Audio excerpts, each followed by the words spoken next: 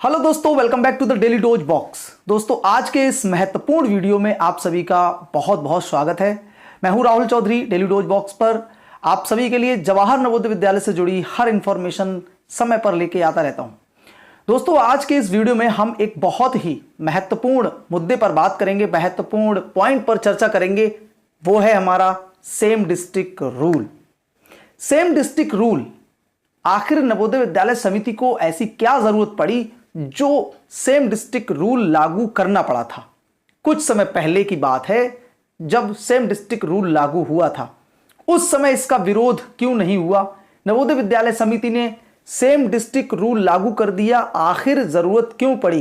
क्या 2025 में same district rule खत्म होने वाला है? दिल्ली हाई कोर्ट का जो निर्णय आया है, क्या उस निर्णय का असर नवोदय विद्यालय समिति के नोटिफिकेशन पर पड़ेगा?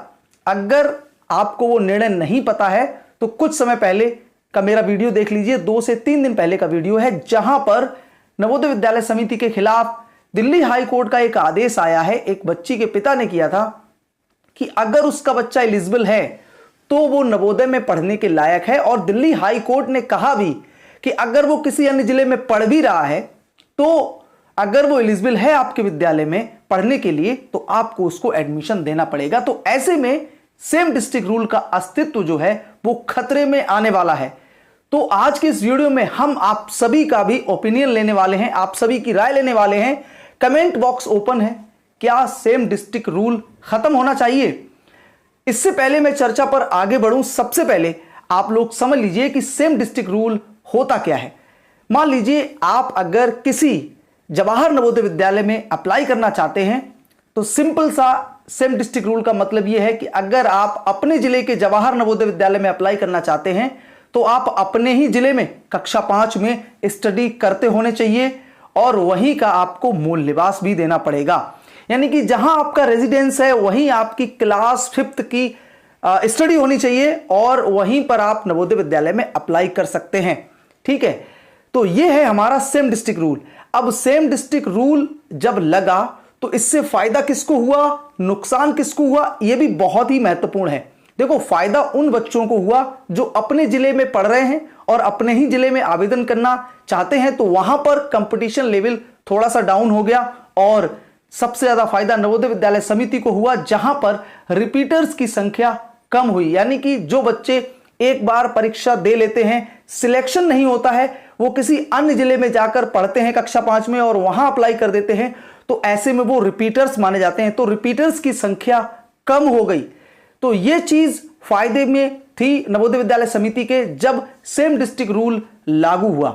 लेकिन अब दिल्ली हाई कोर्ट का जो निर्णय है वो ये है कि अगर बच्चा एलिजिबल है, एलिजिबल का मतलब यहां पर भी खेल है।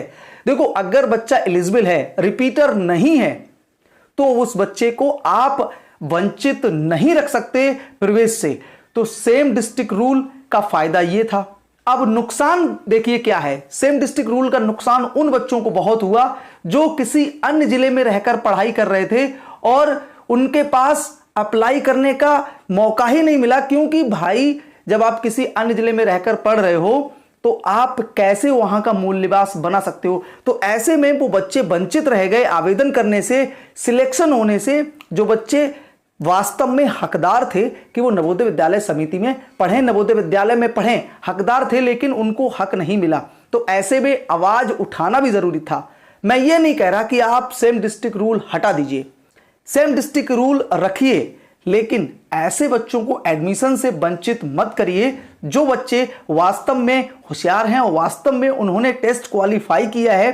अगर वो बच्चा एलिजिबल है, रिपीटर नहीं है, हर चीज में खरा उतरता है, हर नियम को फॉलो करता है, तो आपको नवोदय विद्यालय समिति को एडमिशन देना चाहिए।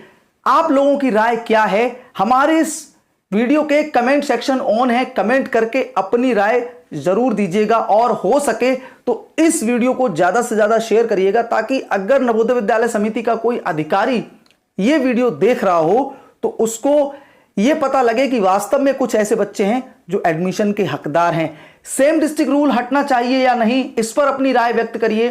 ठीक है, और दूसरी बात यह है कि नवोदय विद्यालय समिति से जुड़ी हर इंफॉर्मेशन के लिए चैनल को सब्सक्राइब और शेयर जरूर करिएगा। मिलते हैं एक नई वीडियो में नई चर्चा के साथ। लेकिन अगर आप अपनी तैयारी करना चाहते हैं, ठीक है, तो फिर डेली डोज बॉक्स को ज्वाइन कर लीजिएगा।